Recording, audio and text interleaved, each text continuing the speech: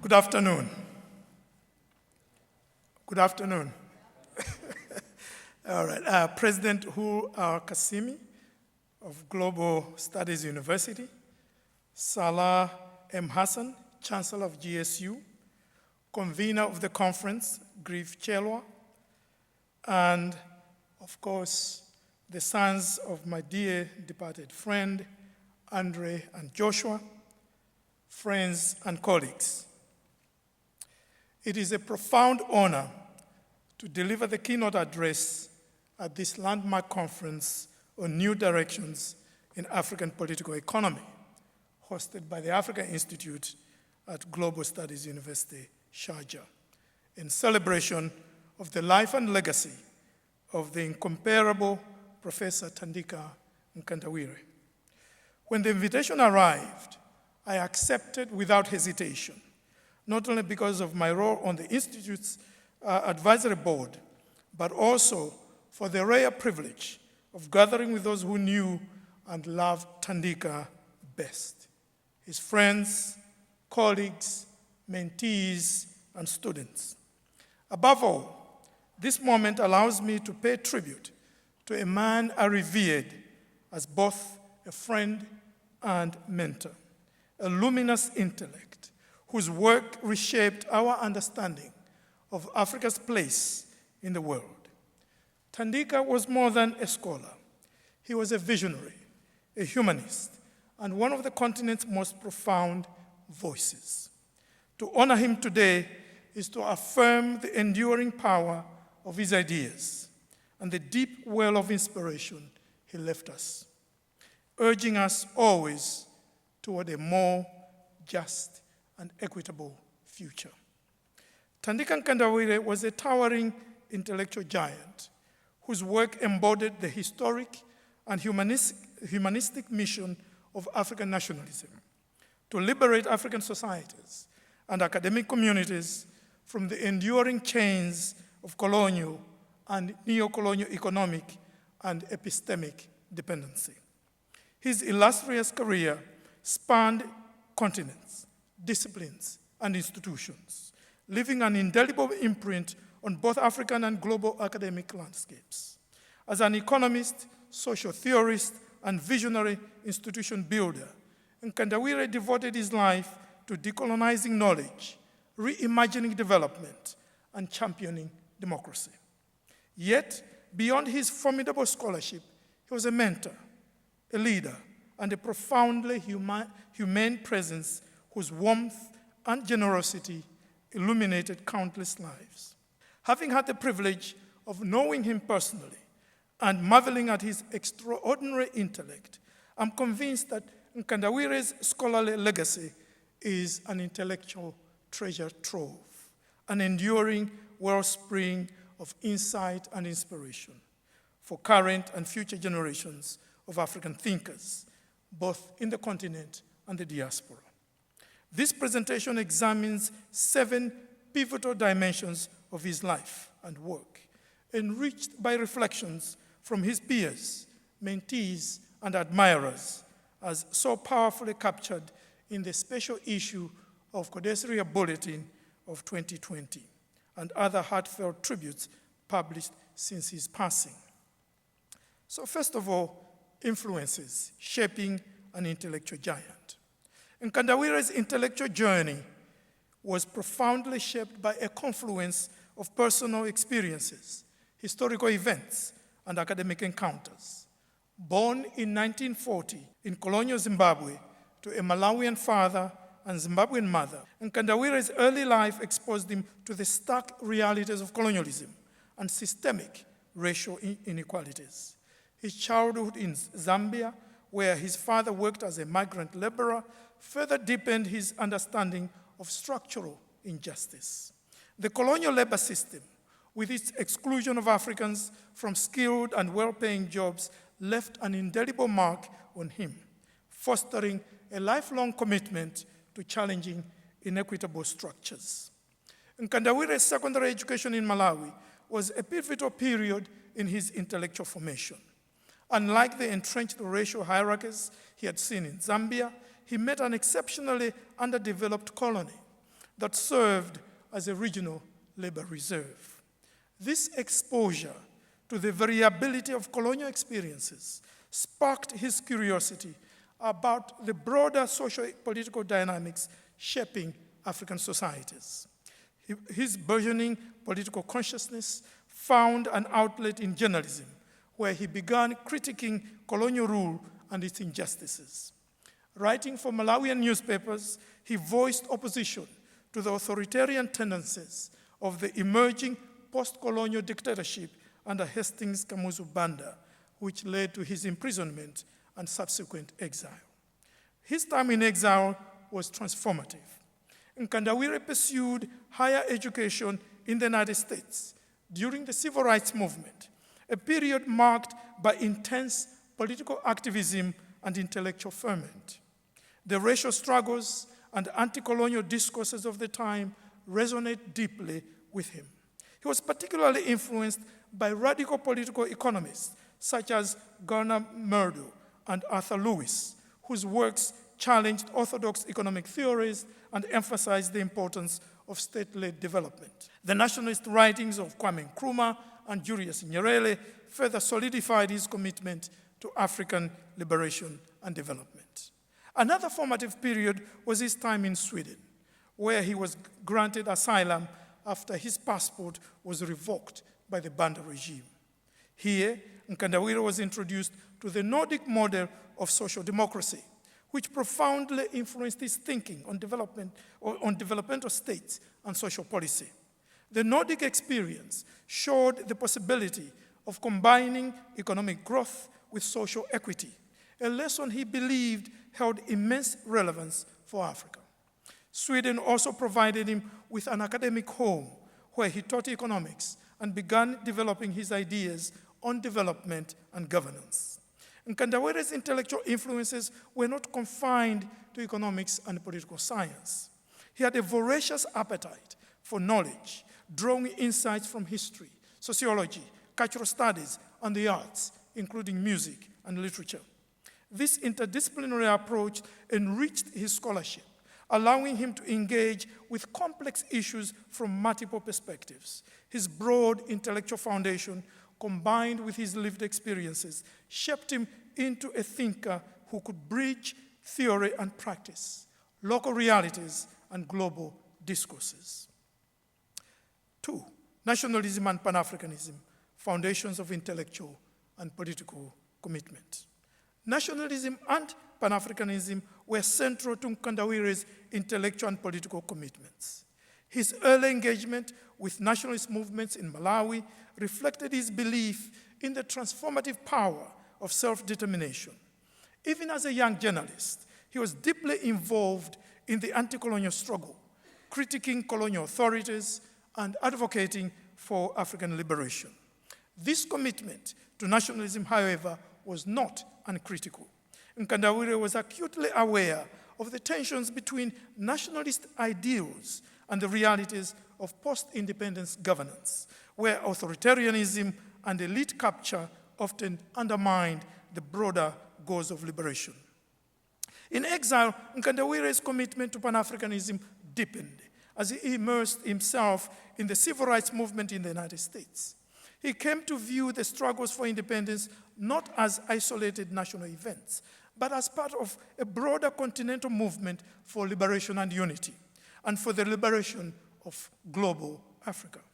His Pan-Africanist vision found institutional expression in his leadership of the Council for the Development of Social Science Research in Africa, CODESRIA. Under his stewardship, CODESRIA became a vibrant platform for intellectual collaboration across linguistic and regional divides, fostering a sense of unity among African scholars. Mkandawire's Pan-Africanism was also evident in his scholarship. He wrote extensively on the role of nationalism in state building and identity formation. In many of his essays, including African Intellectuals and Nationalism, he explored the complex relationship between intellectuals and nationalist movements. He argued that while intellectuals played a crucial role in articulating nationalist visions, very often found themselves in conflict with post-independence regimes that prioritized political loyalty over critical engagement. Mkandawire critiqued Marxist scholarship for its dismissal of nationalism as a regressive force, asserting that nationalism had been a vital unifying mechanism in the face of colonial fragmentation. Throughout his career, Mkandawire remained a staunch advocate for African unity and cooperation.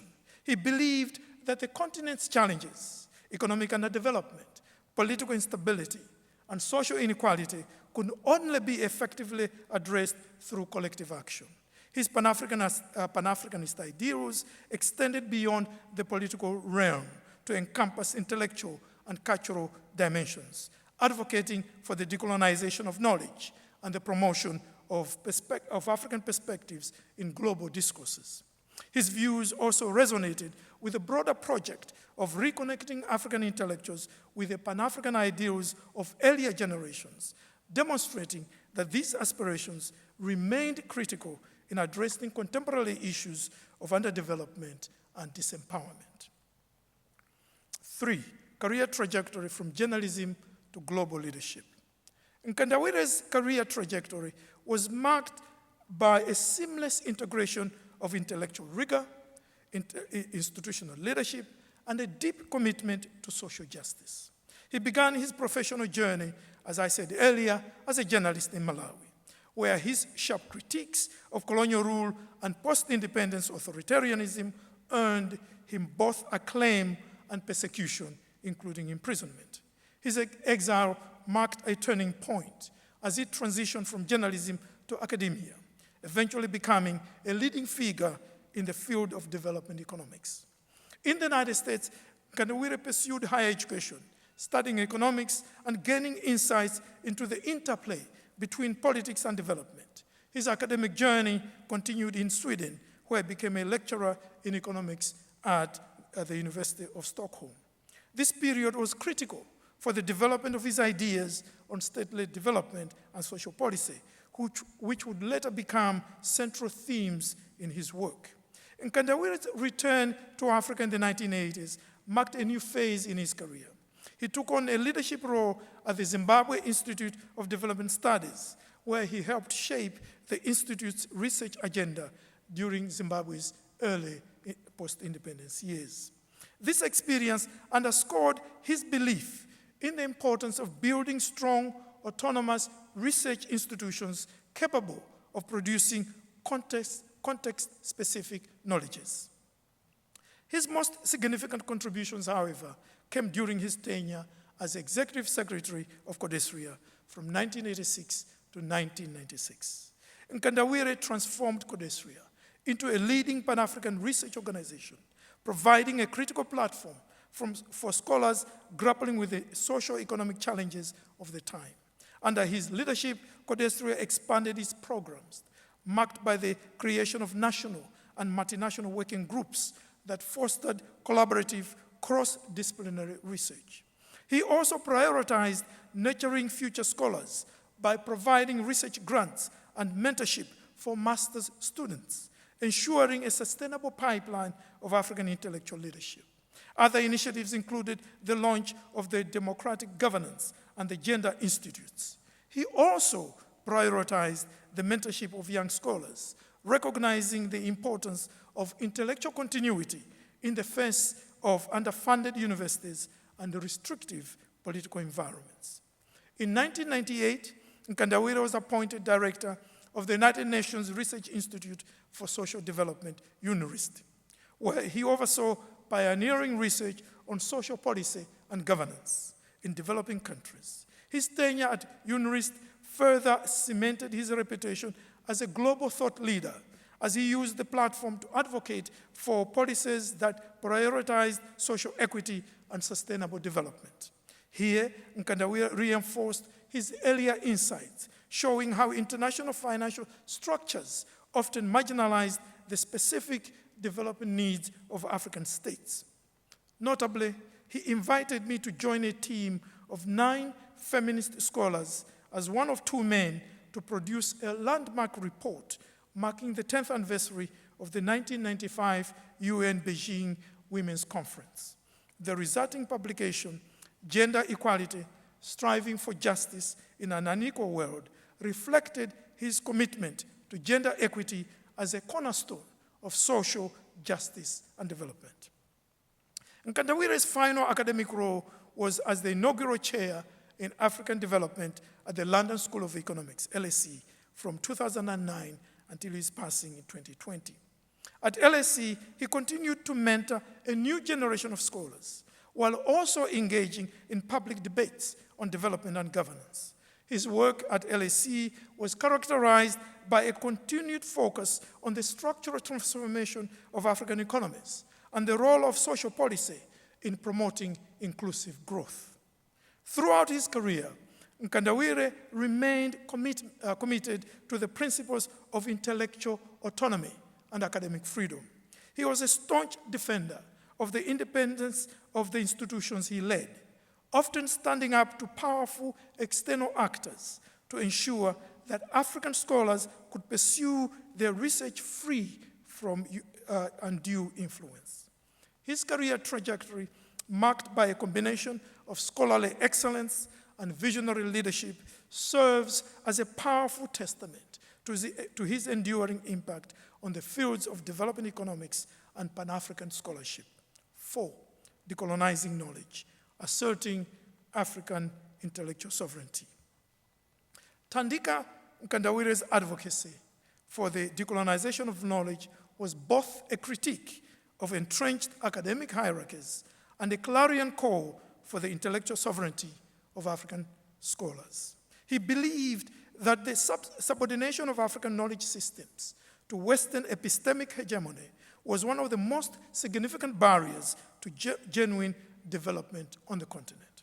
His life's work was deeply rooted in the conviction that scholars must play a central role in shaping the narratives and policies that affect their societies. For Mkandawire, decolonizing knowledge was not merely an academic exercise, but a vital step in reclaiming agency of Africa's trajectory.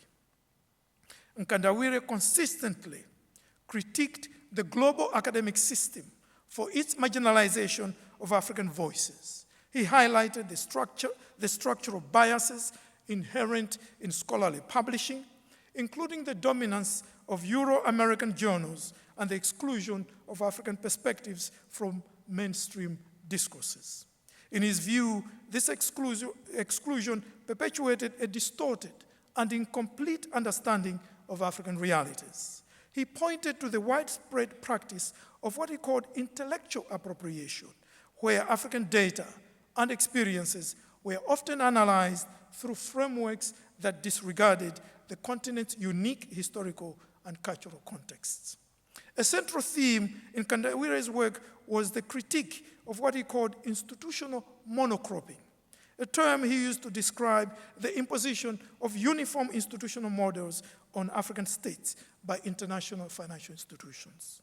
These models, derived from Western experiences, often idealized, failed to account for the diverse social, political, and economic realities of African societies. Mkandawire argued that structural adjustment programs, SAPs, epitomized this approach, undermining state capacity and development strategies tailored to local needs. He likened these programs to a form of intellectual colonization as they compelled African states to adopt externally prescribed solutions that often deepened their dependency. Mkandawire's principled stance on intellectual autonomy was vividly shown in an encounter of one of many with a World Bank delegation at CODESRIA in 1992. The delegation proposed a research project, bringing with them a predefined design and methodology. Mkandawire firmly rejected this approach, insisting that CODESRIA would accept funding and a broad thematic focus, but the design, execution, and management of the project had to remain under African control. He emphasized that while the bank could audit financial records, it would have no say in the intellectual process. This insistence on sovereignty in knowledge production led the World Bank to withdraw, underscoring Mkandawire's unwavering dedication to preserving the independence and integrity of African scholarship. Mkandawire also highlighted the exploitative dynamics of North-South research collaborations. He critiqued what he called the data extraction model, whereby African researchers were often relegated to secondary roles as academic maids in projects led by scholars from the global north. He emphasized that African scholars must not only collect data, but also be at the forefront of theorizing and interpreting their findings to shape knowledge production. Mkandawire called for equitable partnerships that recognized and valued the intellectual contributions of African researchers, insisting on the importance of ethical research practices that empower African institutions. His vision extended beyond mere reform. It sought to reimagine scholarly collaboration as a space for mutual respect and genuine exchange, where African scholars could assert their intellectual sovereignty. For Mkandawire, decolonization was not merely about challenging Eurocentric paradigms. It also required African scholars to actively reference and engage with the work of their peers on the continent. He believed that building a robust and interconnected African intellectual community was essential for producing knowledges rooted in local realities. Additionally, Mkandawire advocated for serious engagement with scholarship from Asia and Latin America, recognizing the shared histories of colonialism and underdevelopment across the global south. By drawing from these diverse knowledge systems, African scholars could develop more nuanced and comparative frameworks that enriched global academic discourses and advanced the collective struggle for epistemic sovereignty. Through his leadership and scholarship, Mkandawire laid the groundwork for a decolonized intellectual landscape by championing initiatives that sought to dismantle the structural and epistemic hierarchies entrenched in the global academy. His tenure at institutions like CODESRIA and UNIRIST was marked by efforts to empower African scholars to define their research agendas, theorize from their own historical and social contexts, and publish on platforms that amplified their voices. He understood that decolonizing knowledge required a dual approach, challenging the external dominance of Western epistemologies while fostering a vibrant, self-sustaining intellectual community within Africa. This manifested in several concrete ways. At CODESRIA, Mkandawire, as I indicated earlier, instituted programs such as national and multinational working groups, which provided funding and networks for African researchers to collaborate on projects of national and regional relevance. He also emphasized the importance of publishing in African journals to counter the exclusion of African perspectives in mainstream academic outlets. Moreover, Mkandawire was a staunch critic of the academic gatekeeping practices that marginalized African scholars, such as the privileging of Western theoretical frameworks and methodologies over indigenous ones. Mkandawire's vision differed in some ways from the contemporary decoloniality movement. While both aimed to dismantle epistemic hierarchies, Mkandawire focused on empowering African institutions and scholars to produce knowledge that could engage and reshape global discourses. He saw value in selectively engaging with Western theories, not to mimic them, but to adapt and critique them in ways that served African realities.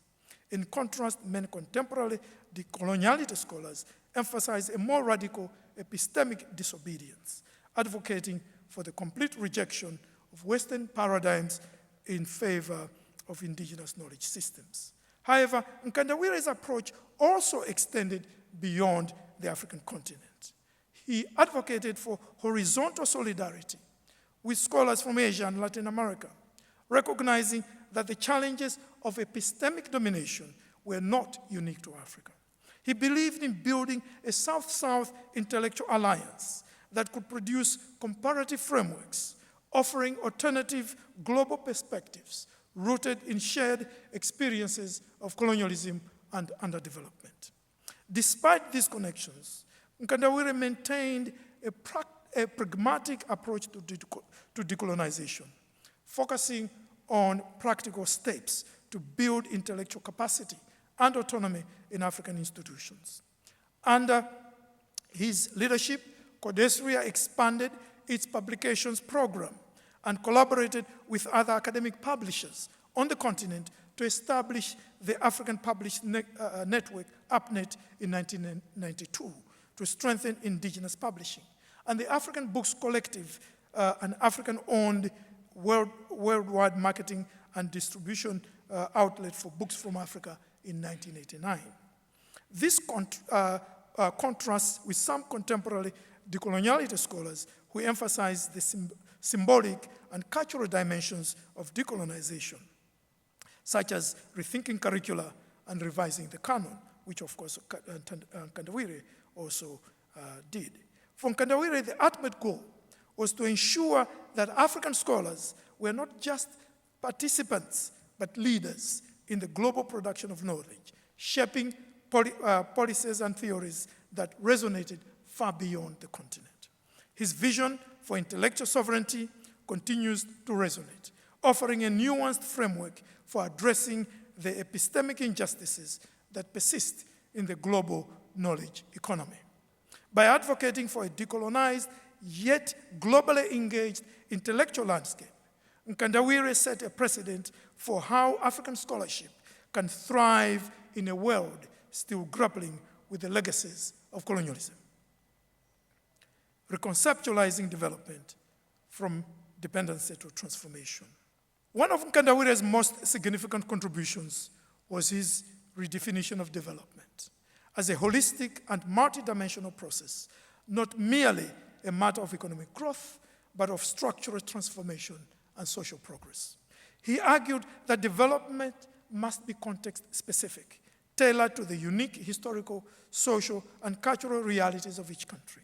For Mkandawire, development was not just about increasing GDP or implementing market reforms. It was about fostering human well-being, reducing inequalities, and building resilient institutions. He emphasized the centrality of the state in orchestrating development, rejecting the neoliberal assertion that markets alone could deliver growth and equity. He critiqued the reductionist approach of international financial institutions, which treated development often as a technocratic exercise, divorced from its political and social underpinnings. Mkandawire's conceptualization of the developmental state was a cornerstone of his scholarship. He argued that the developmental state was not merely one that pursued economic growth, but one that actively sought to transform its economic structure through industrialization, technological innovation, and human capital development. Mkandawire identified the capacity for strategic state intervention as the defining characteristic of developmental states. This required not only competent bureaucracies, but also a social contract between the state and its citizens, where the benefits of development were widely shared, fostering legitimacy and trust. He debunked the myth that African states were inherently incapable of being developmental, what he called the impossibility arguments, pointing to examples from the immediate post-independence period when many countries demonstrated remarkable developmental ambitions. During this period, states invested heavily in education, healthcare, and infrastructure, achieving impressive rates of growth. However, the imposition of SAPs in the 1980s and 1990s undermined these efforts. These programs stripped states of their capacity to manage their economies, prioritizing fiscal austerity and market liberalization over long-term developmental goals. Mkandawire highlighted how these externally imposed policies eroded the foundations of developmental states, leaving them vulnerable to economic shocks and perpetuating dependency.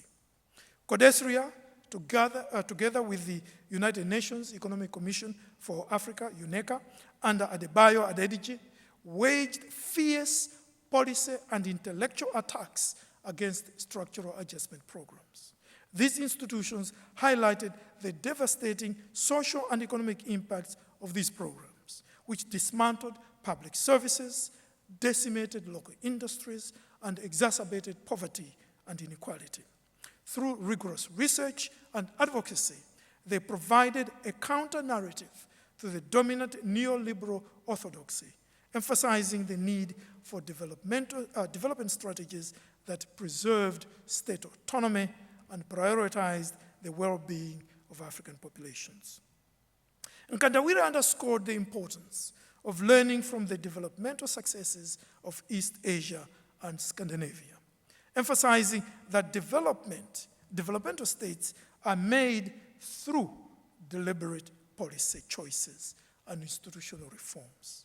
He highlighted East Asia's rapid industrialization and Scandinavia's integration of social policies with economic strategies as key lessons. However, he cautioned against wholesale imitation, advocating for African states to adapt these lessons to their unique contexts. By doing so, they could forge development paths that balance economic growth with social equity. In his vision, social policy was an integral part of the developmental state. Mkandawire rejected the narrow view that social policies were merely safety nets for the poor. Instead, he championed what he called transformative social policy, which aimed to address the root causes of poverty and inequality. He argued that investments in education, healthcare, and social infrastructure were not just morally imperative, but economically strategic, as they enhanced productivity, fostered social cohesion, and laid the groundwork for sustained growth. Mkandawire's critique of the development industry extended to the valorization of the informal sector and microfinance as panaceas for poverty. While acknowledging the importance of the informal sector, he cautioned against romanticizing it as a substitute for formal employment and industrialization. He argued that microfinance, often hailed as a revolutionary tool for poverty alleviation, did little to address structural inequalities and could sometimes exacerbate them by burdening the poor with debt. Instead, he called for bold, state-led interventions that could drive systemic change and create pathways to formal employment and sustainable livelihoods. Through his scholarship, Mkandawire offered a visionary framework for reimagining development in Africa. He urged policymakers and scholars to move beyond superficial metrics and adopt a holistic, people-centered approach that prioritized equity, sustainability, and self-determination. His ideas resonated with several African leaders. These leaders drew on Mkandawire's insights to craft policies aimed at fostering economic growth, reducing poverty, and building resilient institutions. His ideas remain influential, providing a critical lens through which to analyze and address the complex challenges of development in the Global South. Democracy and development, a symbiotic relationship. Mkandawire was a steadfast advocate for the symbiotic relationship between democracy and development. He rejected the authoritarian developmental state model of East Asia, which argued that economic growth required suppressing democratic freedoms. Instead, he championed the concept of what he called the democratic developmental state, which integrates the developmental ambitions of state-led policies with the principles of democratic governance. Mkandawire argued that democracy and development were mutually reinforcing. Democratic institutions, he believed, offered essential mechanisms for accountability, transparency, and inclusivity, by fostering public participation and ensuring that citizens had a voice in policy making. Democratic governance enhanced the legitimacy and effectiveness of development policies.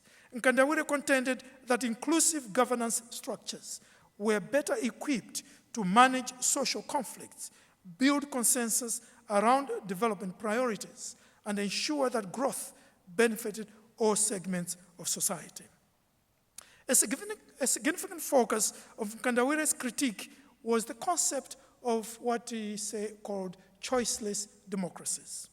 This term referred to African democracies constrained by structural adjustment programs, which limited their policy options and undermined their developmental goals. He argued that these programs eroded the social contract between governments and their citizens, as they often imposed austerity measures that worsened inequality and poverty. Mkandawire called for policy frameworks that allowed democratically elected governments to pursue development strategies aligned with their citizens' aspirations. Mkandawire also emphasized the intrinsic value of democracy. While some scholars viewed democracy primarily as a means to achieve better development outcomes, Mkandawire insisted that democracy was worth pursuing for its own sake. He saw it as a fundamental expression of human dignity and a critical safeguard against tyranny and oppression. His work highlighted the importance of protecting democratic institutions and practices, even in contexts where the developmental benefits might not be immediately apparent. Through his advocacy for democratic developmental states, Mkandawire offered a compelling vision for governance in Africa. He demonstrated that economic and political freedoms could coexist and mutually reinforce each other, providing a foundation for sustainable and inclusive development. His insights continue to inform debates on governance and development, challenging the forced dichotomy between political freedom and economic progress. Finally, or seventh, the man and his legacy, a mentor, leader, and visionary. Thandika Mkandawire's intellectual contributions were matched by his exceptional personal qualities. He was widely regarded as a mentor, a leader, and a visionary whose warmth, humility, and generosity left an indelible mark on those who knew him. His colleagues and students often spoke of his ability to inspire and challenge them, providing guidance and encouragement, while fostering a spirit of intellectual curiosity and critical thinking. Mkandawire's leadership at CODESRIA and UNIRIST was transformative. At CODESRIA, he nurtured a culture of intellectual rigor and collaboration, creating a platform for African scholars to engage in critical debates and produce impactful research. He was committed to ensuring that CODESRIA remained an autonomous and inclusive institution, open to scholars from diverse disciplinary and regional backgrounds. His insistence on maintaining the organization's intellectual and financial independence was a testament to his unwavering belief in the importance of African agency in knowledge production. As a mentor, Mkandawire was deeply invested in the success of his students and colleagues. He took the time to provide detailed feedback on their work, often sparking new perspectives through his incisive critiques. His mentorship was characterized by an exceptional ability to balance constructive criticism with encouragement, enabling young scholars to refine their intellectual pursuits without losing confidence. Many of his mentees, now leading scholars and practitioners, credit him with shaping their careers and intellectual trajectories. Mkandawire's personal warmth and humility made him an approachable figure despite his towering intellect and global stature.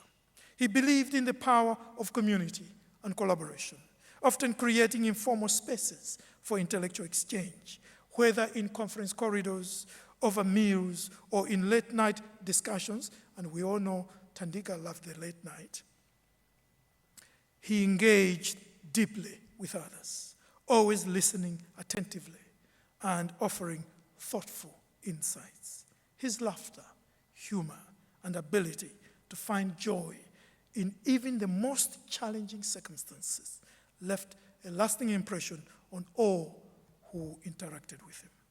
Beyond his immediate circles, Mkandawire's influence extended to the global academic and policy communities. His work resonated across disciplines, challenging scholars and policymakers to rethink conventional approaches to development, governance, and social policy.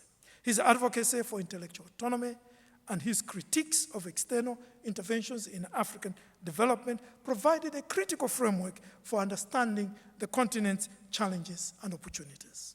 Mkandawire's legacy is enshrined not only in his scholarly contributions, but also in the institutions he helped build and the countless lives he touched. His tenure at CODESRIA, UNIRIST, and the London School of Economics exemplified his commitment to creating spaces where African scholars could thrive and contribute meaningfully to global discourses. His work at these institutions reflected his deep-seated belief in the transformative power of collective intellectual endeavors. By fostering environments where critical thinking and rigorous scholarship could flourish, Mkandawire helped to shape the intellectual trajectories of a generation of African scholars and policymakers. Mkandawire's legacy extends beyond his immediate contributions to institutional development and academic discourse. He was a tireless advocate for the integration of African voices into global debates on development and governance. His vision of an intellectually sovereign Africa was not confined to academic institutions, but extended to policymaking and international cooperation. He consistently argued that Africa's development challenges could only be effectively addressed if its unique perspectives and experiences were central to the global development agenda. In his personal and professional life, Mkandawire embodied the values he espoused.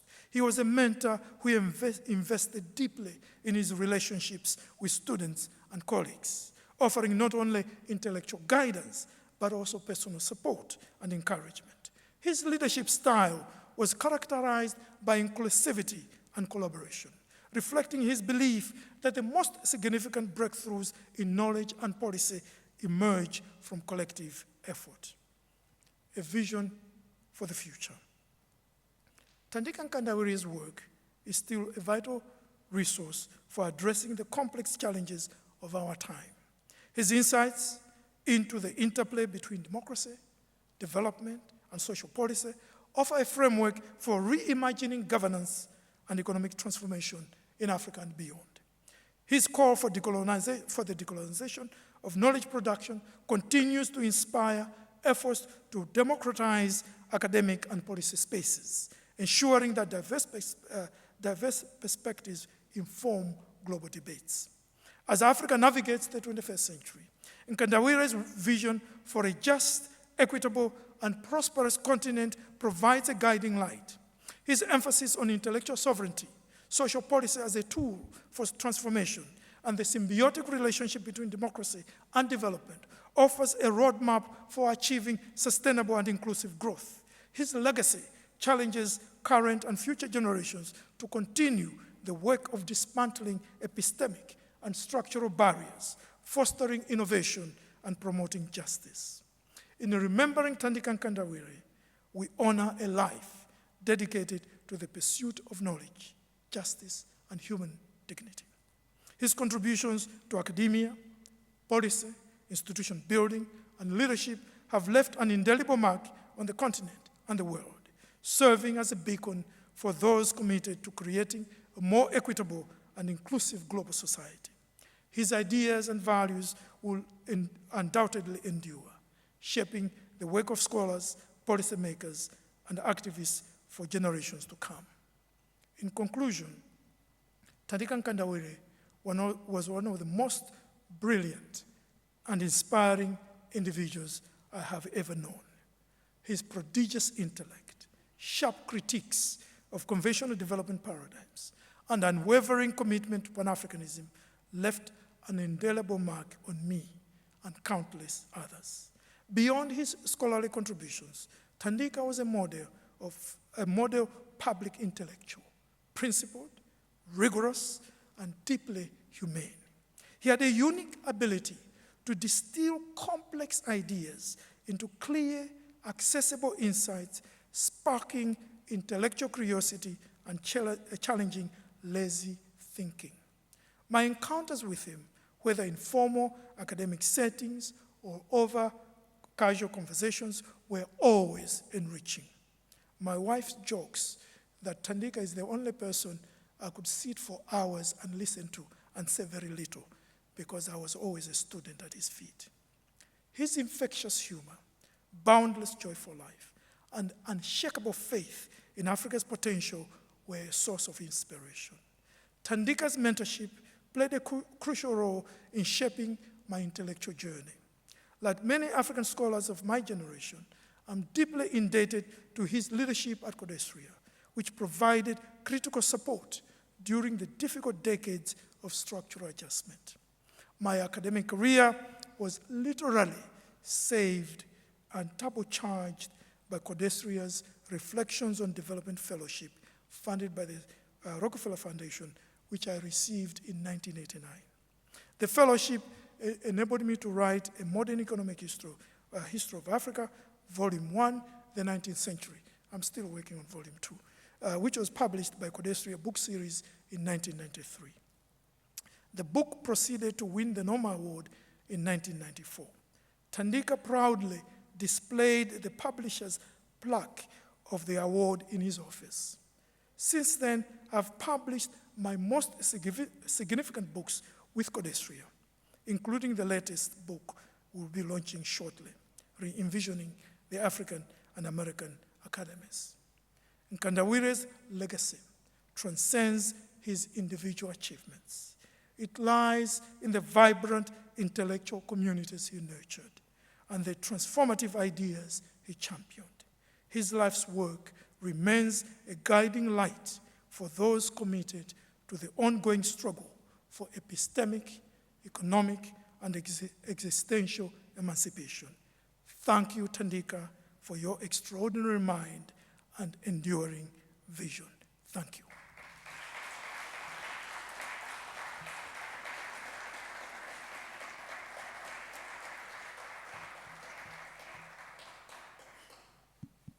Thank you, Professor Zeleza, for that powerfully insightful presentation. We will now take questions. There's a microphone on the left, to my left side, and there's a microphone here, so if you could raise your hand and signal that you have a question or comment you'd like to ask, please do. I ask you to try to keep it as brief as possible so we can entertain as many questions as possible.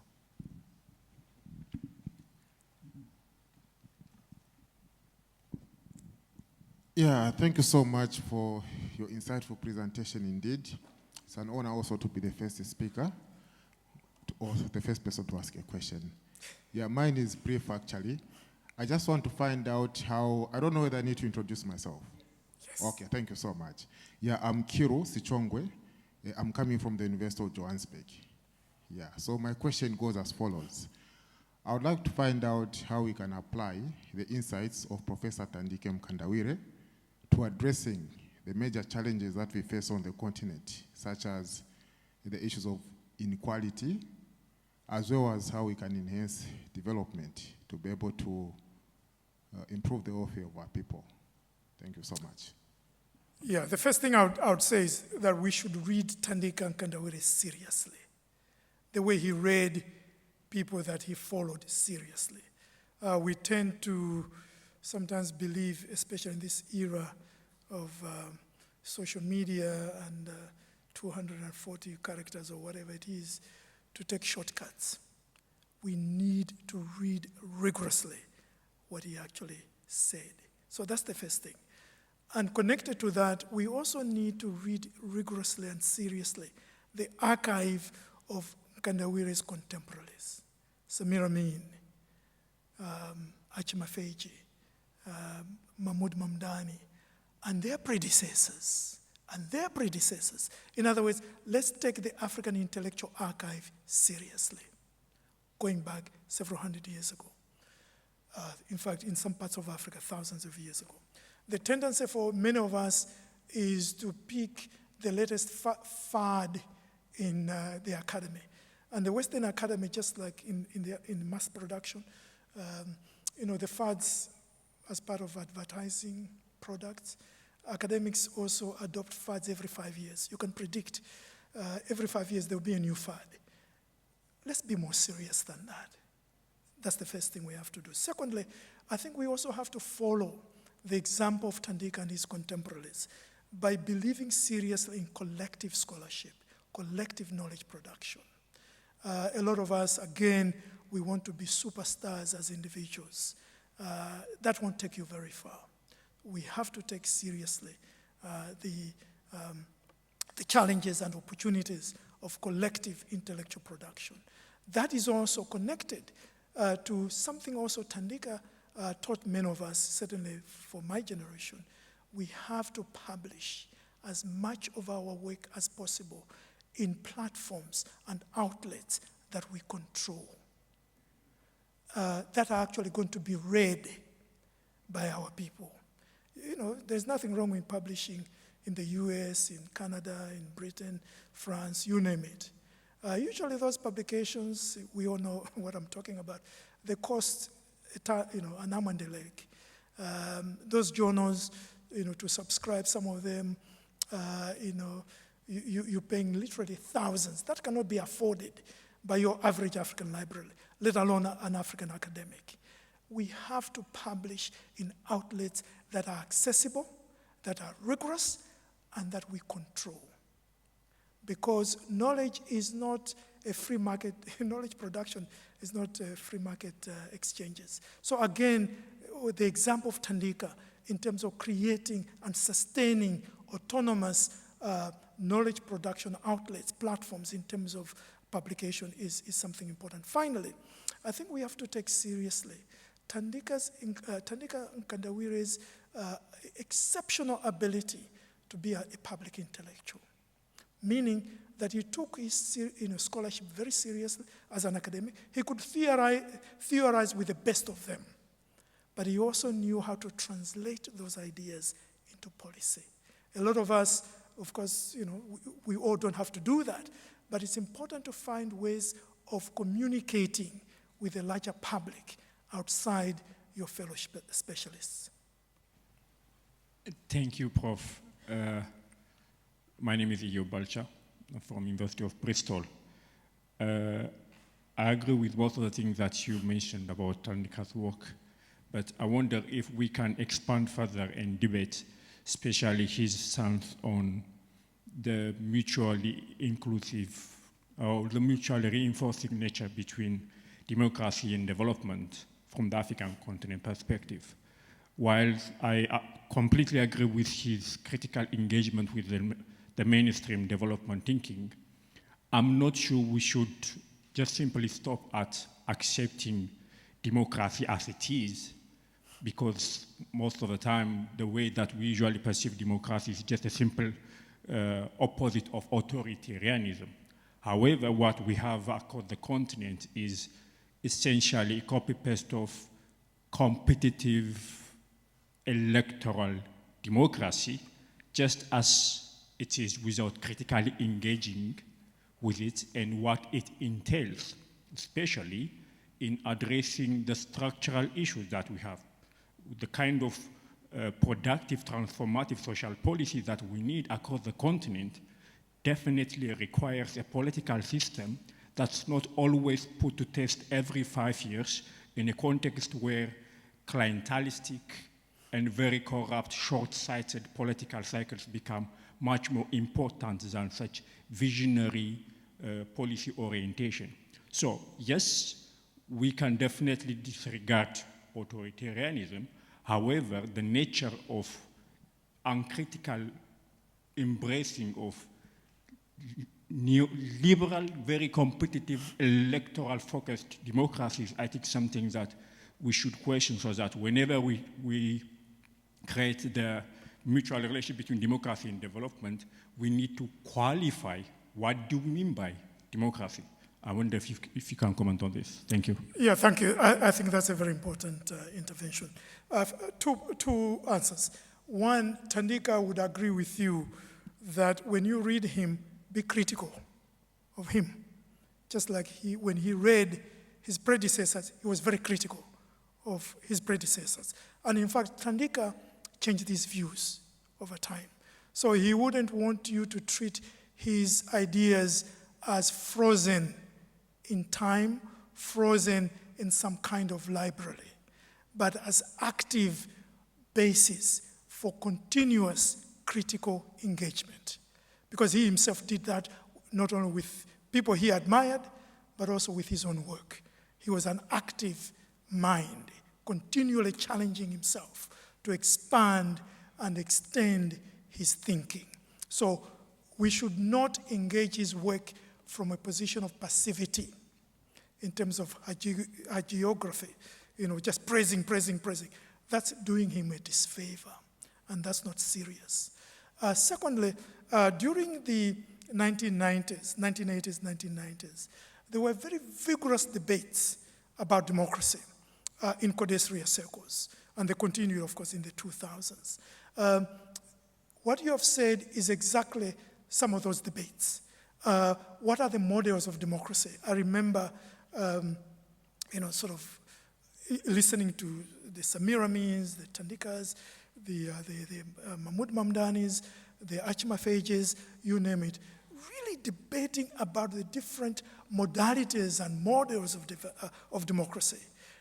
So they never understood democracy, again, as a package, a turnkey package you import from somewhere, bring it to Malawi, to Nigeria, to Sudan, to Egypt, and then turn the key on. They never thought like that. There were some people who advocated for what, for lack of a better term, Aite called the nativist model of democracy, the indigenous models of governance, and so on and so forth. Others, advocated for the minimalist forms of democracy, electoral competition, and so on and so forth. And others, much more maximalist forms of democracy, in which you combine not only political democracy, but also you are including social democracy and the three generations of human rights. Not just the political and civic freedoms, but also economic and social freedoms and solidarity rights, the right to the environment and well-being and so on and so forth. So the point is, we should again engage his work from a critical perspective and build on it. He did not say the last word, and he'll be the first one to have to tell you he never said the last word. But he did lay a ground for us to continue building an understanding of the continent and the world in a much more intelligent way than perhaps what was there before he was on the scene. Just like he built on his predecessors to enhance the understanding of his times, we should do the same. Greetings, Prof. My name is Sandile from the South African Research Chair in Industrial Development in the University of Johannesburg. If I heard you correctly, at least in line with some of the works that I've read, right, whether by Prof. Thandika or his predecessors, they're a bit too harsh towards the Marxist movement in Africa in favor of the nationalists, right? But if you look at majority of their work and their recommendations, they have not been able to find expression in African policy making post the colonial era, particularly in governments that are led by the nationalist movements. For example, in South Africa we have you can call it a union of the Marxist movement and the nationalist movement.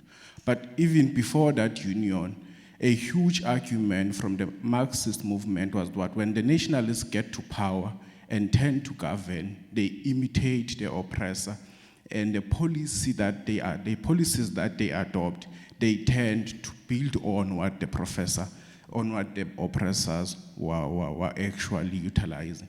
So my argument is, or my question going forward to you is that, do you think African societies should, depart a bit from the recommendations of scholars like Mamdani, Thandika, Archie Mafetch, of saying African communities must lean more politically in terms of the electorate towards nationalist movements, to more Marxist movements, so that even their ideas economically can actually find expression in society policy making? Thank you. Yeah, Thandika was against dogma and doctrinaire following of ideologies uncritically. Again, the CODESRIA circles of Thandika's time, there were really vigorous debates about Marxism, about socialism, about liberalism, about nationalism, about Pan-Africanism. All these things were debated very actively. Samir Amin, for example, was a dependency theorist, but he was deeply immersed in Marxist thought. So these they were not. Sometimes when you are giving a talk like this, you can't go into the nuances, obviously, of the debates. So I don't think we want to leave the impression that people like Thandika were blind sort of supporters of nationalism in its regressive forms. They understood that nationalism as an ideology and as a movement was very instrumental for the decolonization of the continent. But that the nationalists did not, in fact I made a sentence somewhere, that the nationalists disowned the intelligentsia.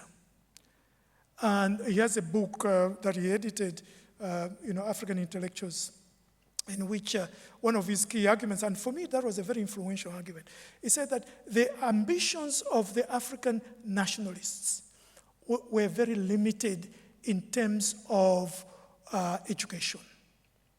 They wanted to build a civil service to replace the colonial civil service.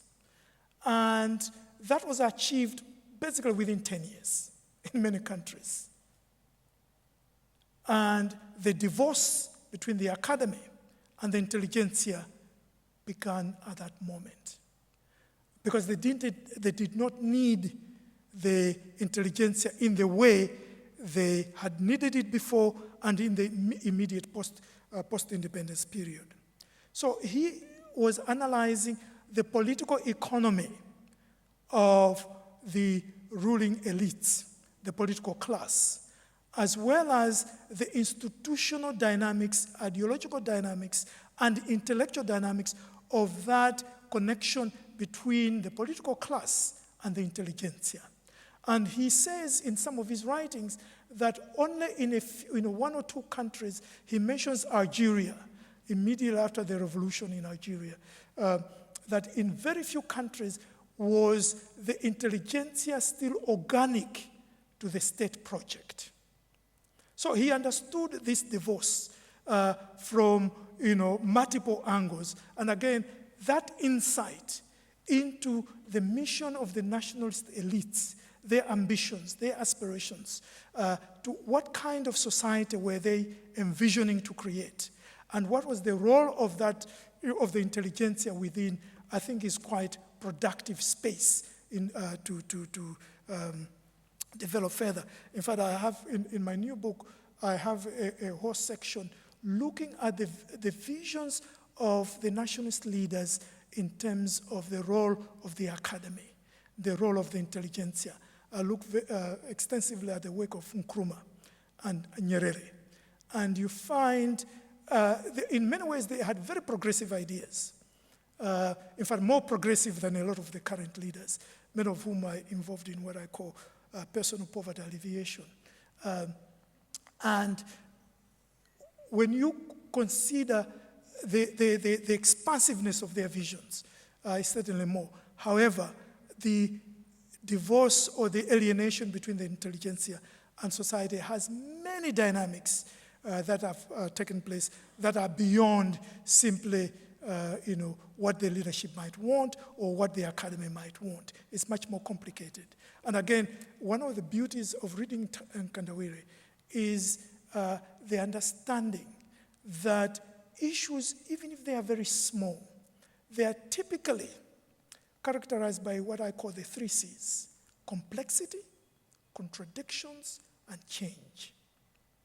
And all of us must, would fruitfully, I think, apply some of that understanding to appreciate why the relationships, for example, between the academy and the state in Africa is in the way it is. It's very complex, it's contradictory, and it's changing.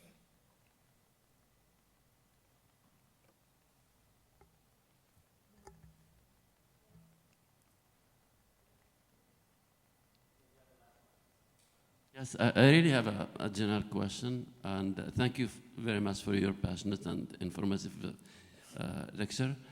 The question that I would like to ask is really the relationship between Mkandawire and Samir Amin, and more specifically, to what extent the work of Mkandawire overlaps, completed, and maybe even differed from the work of Samir Amin. Thank you. Yeah, thank you. That's, again, a very, very good question. Thank you.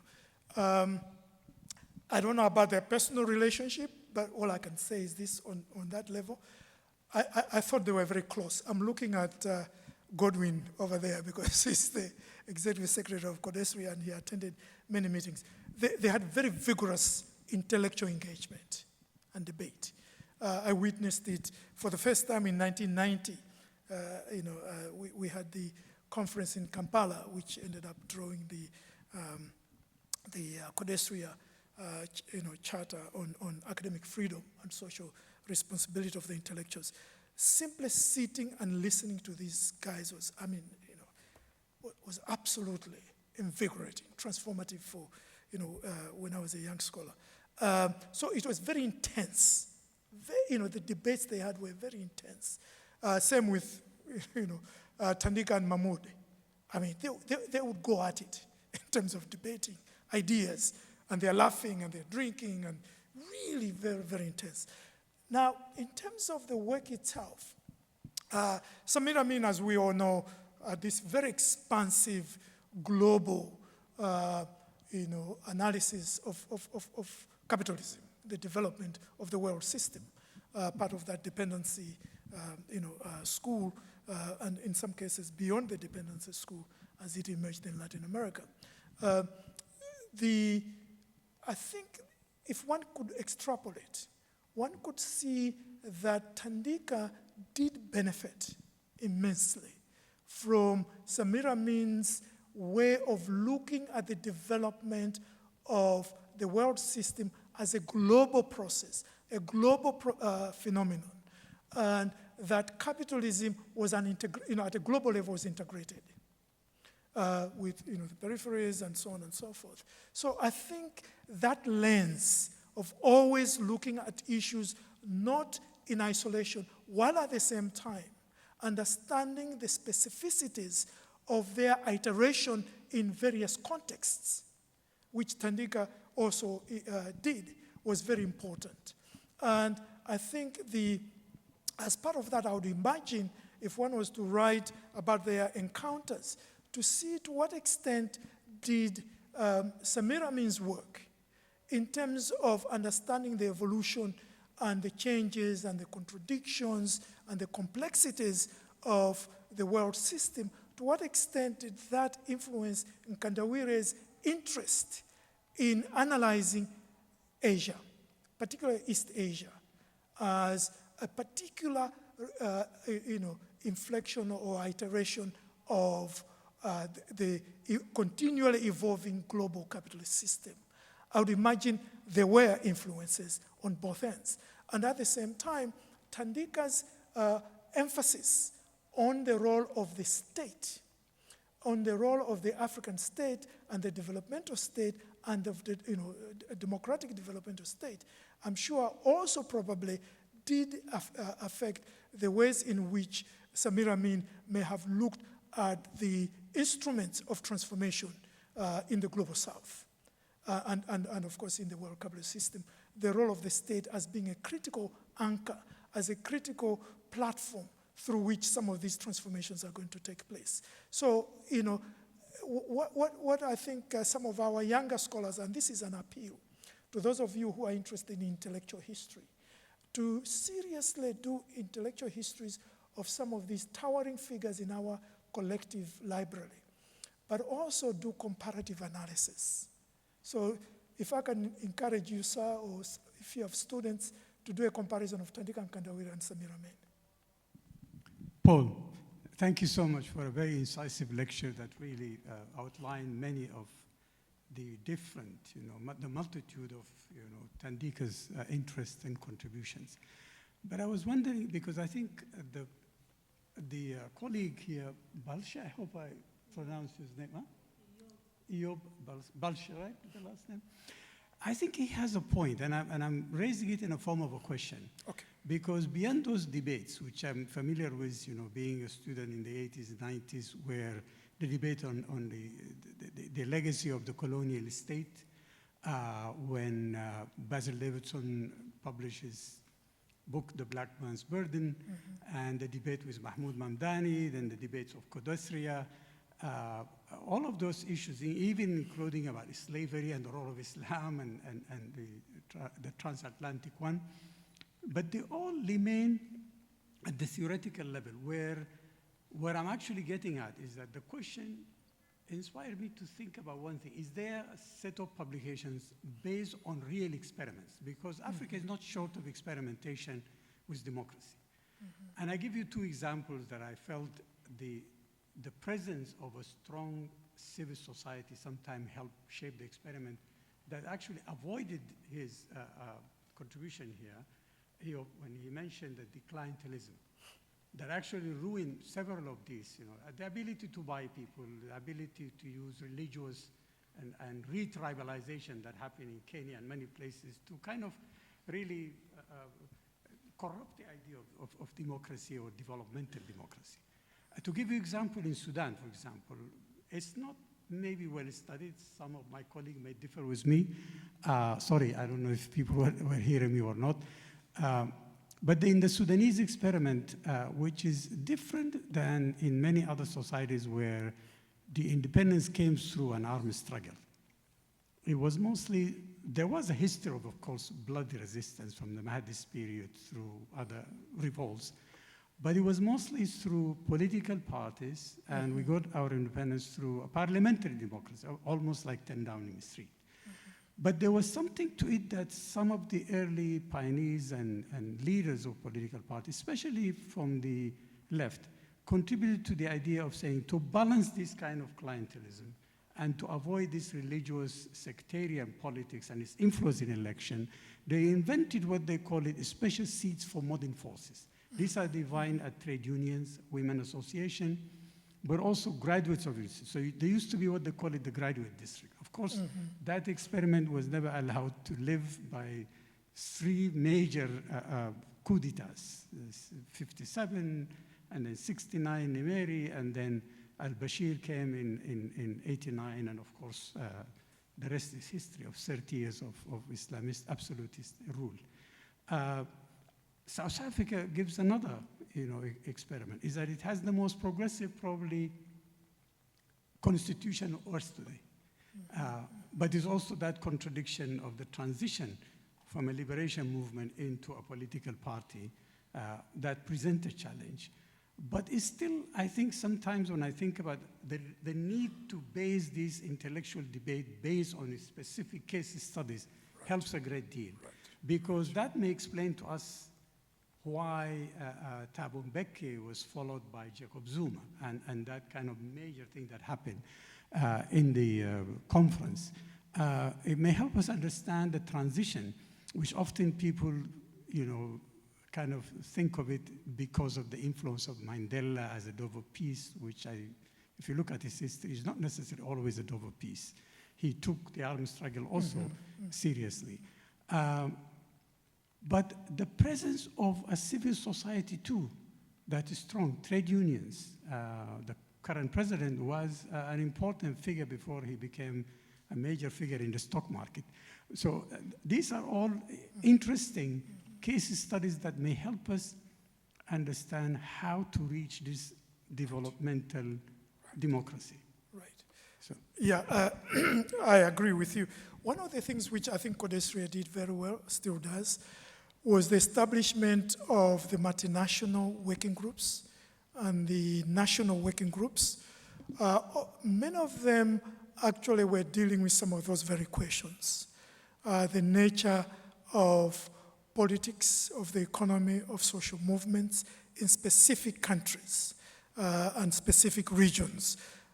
So while Thandika, of course, as the executive secretary of CODESRIA, is doing his own work, and his interest is fundamentally about economic development and so on and so forth, CODESRIA as an organization was engaged in much of this kind of scholarship on the ground, in which young people, young scholars, older scholars are working together to answer questions that are pertinent and critical for understanding their own society.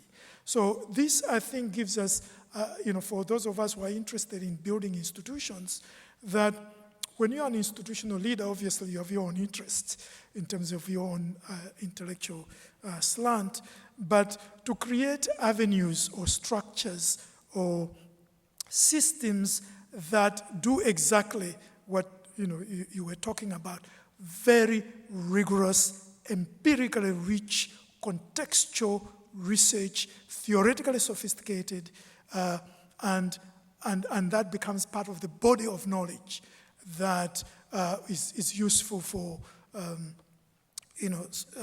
enlightening people within a particular society and of course the wider intellectual community to understand what's going on.